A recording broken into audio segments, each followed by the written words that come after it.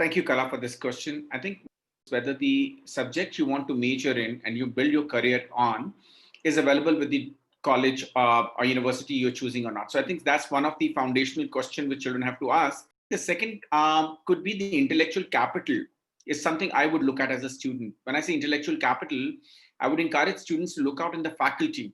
A good to great faculty makes the time spent during undergraduate 3 to 4 years in the university absolutely worth it. Third is student activities, clubs. Check out if the universities you're joining has student-run clubs, activities, festivals you're keen to participate in. And if there are no clubs, do you have an opportunity to form one democratically? So I think this is the time when through these activities you gain important life skills. And if the university and college has traditional approach to setting up clubs, activities, festivals, it may not work for you if you're trying to be somebody who's looking out for those experiences. Fourth important aspect for me would be career services. I think one of the biggest talk we do in education sector is the gap the industry academia has. What academia teaches, what the universities teach is not relevant for industry, and what industry is looking for, probably universities don't teach. And even if there is a connect where is a common platform, they come together and discuss what should be taught. You want to see who are on the board of directors of the universities or the college. How committed are those people on the board? Is it like a customary once in a year, profile building exercise, or they actually deeply invested in the university and college? Does it assist students in internships, community service projects, and of course, placement in the industry?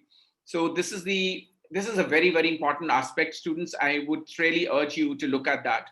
Has universities signed up or established memorandum of understandings or meaningful partnerships through research and teaching collaboration that allows students at an undergraduate level also to have access to those research opportunities with institutions which are probably have same value system with where you're studying, and it brings a very, very unique opportunity to start looking at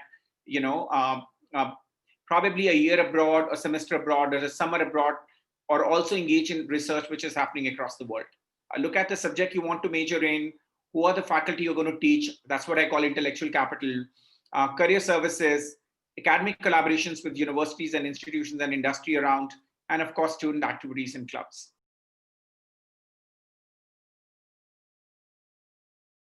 The disciplines, I think, arbitrarily fragment the world and allow us to select only one dimension of a problem.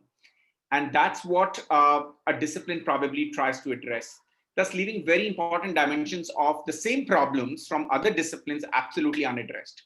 So the views offered by the discipline are therefore considered very partial. And I mean, today we are talking about, as a mankind, we've always known to solve known, probably unknown problems in a known way. But I think the pandemic has taught that we have a lot of unknown problems and we need to figure out a lot of unknown ways through which we can solve a problem. So if you compartmentalize your vision through an education which just professes of building your advocacy or your capacity probably in one discipline, probably this is not the time. And I think multidisciplinary approach means while you become a deep generalist and have an understanding of different disciplines, you have a freedom to become a deep specialist as well. We are in a time when we do not know what kind of jobs will be there in the future. I think that there's a Future of Jobs 2020 report by World Economic Forum is a very interesting document to read. So when we don't know what kind of job should we be preparing for, and I graduate as an X professional, Y professional, and Z professional, and 10 years down the line, I don't even have those professions existing, or the trajectory of growth rate of those professions is really, really probably either regressive or not even, or declining constantly. So in that context, where do I stand in 10 years from now if I'm just a specialist in one discipline? So I think it's definitely multidisciplinary education is here to stay. It's not just here to stay, it is to thrive, and it is a way forward.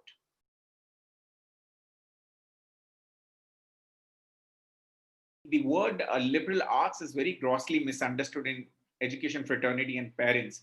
And I think today's time, and we call it a very American system of multidisciplinary studies, but I think if you go back, it's a very Eastern philosophy of studying across disciplines. Even our Indian universities like Nalanda and Takshila have that very unique system of pursuing studies across disciplines.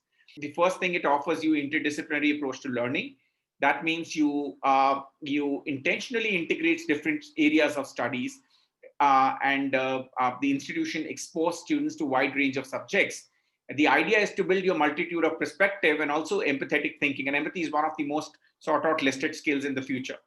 Learning content is not a way forward. Learning, concept is not a way forward. Probably learning both of these in a context is important. But what is more important is how to think and what not to, and not what to think, you know, and being able to connect beyond disciplines and make sense of any challenge or issue as a whole and not a fragmented and myopic view of one discipline. And that's what liberal arts typically provides you or builds your capacity towards. So choosing the wrong path or choosing a singular path, you cannot make a choice more challenging for yourself, for your future, if you're choosing just a singular path. I love the foundation course which Krea has, and I love the content, and I wish I can go back and be a student again. So it builds your capacity, not just as a professional, not just for the job of future, but also for who you want to be, who you choose to be.